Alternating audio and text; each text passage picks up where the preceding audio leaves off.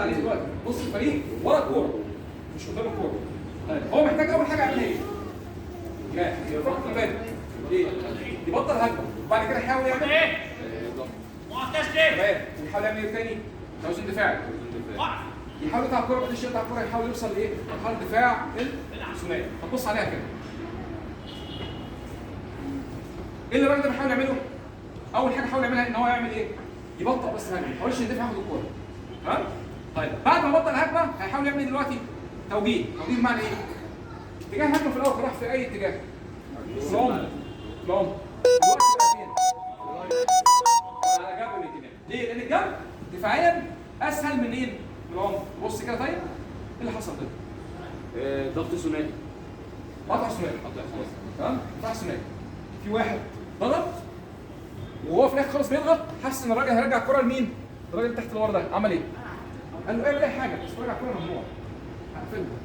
ليه؟ لانه عارف ان زميله وصل لحد النقطه دي عشان يقطع الكره، ما ينفعش لما زميله وصل هنا يسيب الراجل يرجع الكره لتحت. ايه اللي هيحصل ساعتها؟ الكره تروح فين؟ فين؟ لا ده كده هوك او السايد. لا لا ايه قول ايوه فين هتروح فين؟ في الهيد سايد. عشان الهيد سايد دفاعيا احنا محتاجين لو كل واحد فينا يعمل ايه تاني؟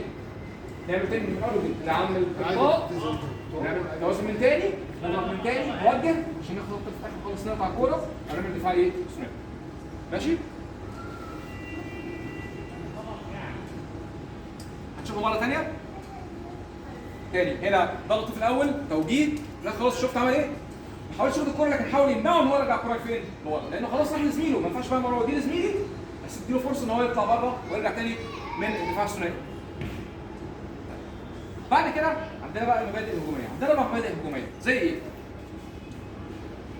لو مبادئ هجوميه اول مبدا فيهم مبدا التوفير المسانده والعنف في الهجوم. بس احنا نفكر في حاجه هجوميه نوفر المسانده والعنف يعني بنعمل ايه؟